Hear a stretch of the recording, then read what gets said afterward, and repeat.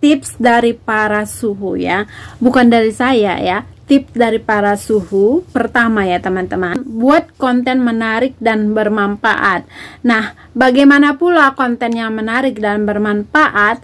Nah, konten yang menarik dan bermanfaat ini adalah misalnya kita cari topik-topik yang trending. Misalnya sekarang topik-topik yang trending adalah bagaimana untuk mendapatkan gaji di Facebook, bagaimana untuk mendapatkan jam tayang, follower, itu semua menarik ya teman-teman, dan berbagi cerita sehingga itu bermanfaat dan relevan untuk kedepannya juga, tidak hanya pada saat itu. Dan juga bisa juga teman-teman buat tentang topik mengenai jalan-jalan. Jadi jalan-jalan itu adalah berisi menarik ya, menarik, berisi informasi atau tempat yang bisa dikunjungi untuk liburan keluarga, dan itu tempat makan, makanan yang ini yang enak, seperti itu ya teman-teman. Jadi artinya kita sebagai pemula tidak harus selalu misalkan ada kita lihat sesuatu jebret, ada kita lihat misalkan pokoknya jebret-jebret, itu tidak begitu caranya ya teman-teman. Kalau begitu kita akan lama untuk mendapatkan jam tayang itu, seperti karena jam tayang 60.000 menit itu nggak gampang ya teman-teman. Jadi tidak asal jebret-jebret karena orang cuma akan melihatnya, kecuali kita artis. Soalnya kita ini belum artis tapi mau jadi artis gitu ya.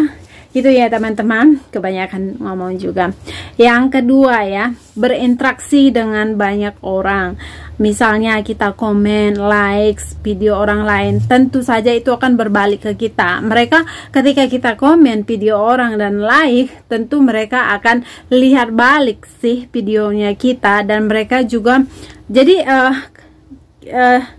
dengan begitu ya teman-teman, video kita itu cepat berkembang. Jadi jam tayangnya juga akan melejit ya, bahasanya melejit atau cepat 1 juta view gitu ya teman-teman. Jadi jangan sungkan untuk komen video orang lain kalau lewat di beranda teman-teman. Kalau mau berkembang ya begitu, karena nggak mungkin kita sendiri yang berkembang. Masa kita yang buat video, kita yang komen, kita yang balas, kan aneh itu ya. Jadi namanya juga mau jadi konten kreator. Jadi kita sebisa mungkin berinteraksi dengan banyak orang ya teman-teman gitu. Yang ketiga ya, bergabung dengan grup Facebook. Nah, apa yang dimaksud dengan bergabung dengan grup Facebook ini? Sekarang ini ya teman, banyak grup-grup Facebook yang besar, yang banyak tuh pengikutnya. Jadi kita boleh ikut atau join ke grup tersebut, dan sering-seringlah share pengalaman, opini di grup-grup besar itu. Tapi di grup-grup besar itu banyak yang minta untuk di follow ya. Nggak ada salahnya juga memfollow orang, kan nggak rugi kita ya teman-teman.